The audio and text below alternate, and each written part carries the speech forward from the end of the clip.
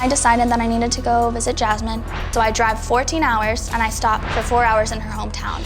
Bailey drove from Texas to Georgia with just her dog in the car. On my way to Georgia, I left Jasmine a message on a bench at a national park, and then I also left her a couple of messages in a gas station on the wall. After 2 days of her being gone, her father and I agreed that he would go get her.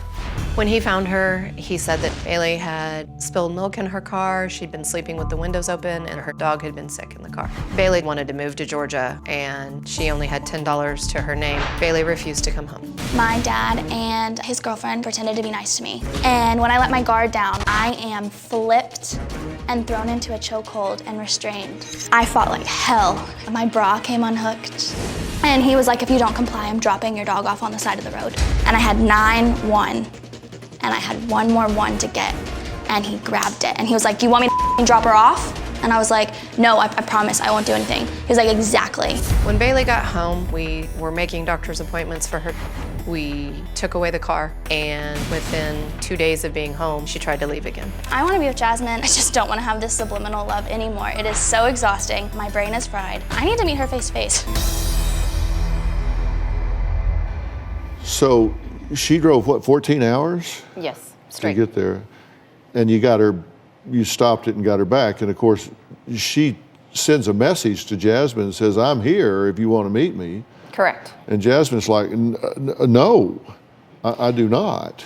I also contacted Jasmine when she was on the way there. Yeah. And I tried to get Jasmine to prevent, like, when you see Bailey, because at the time I didn't know that Jasmine actually didn't have any contact with her.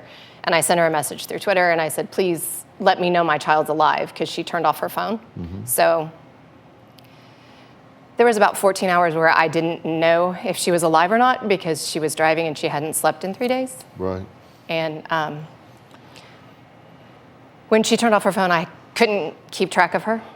So I contacted Jasmine and I said, when my child gets there, please let me know. And she sent me a very vulgar message and was like, I don't know what you're talking about. And yeah, well, and you have to understand, at the time, you didn't know what she had been through. No, I had no idea. Yeah, and she didn't know that you were actually on her side, because understand, for a good while, you thought that they were actually in a relationship, that they had met, that they were dating. That yes, when Bailey came home from Georgia, she told me she had met Jasmine.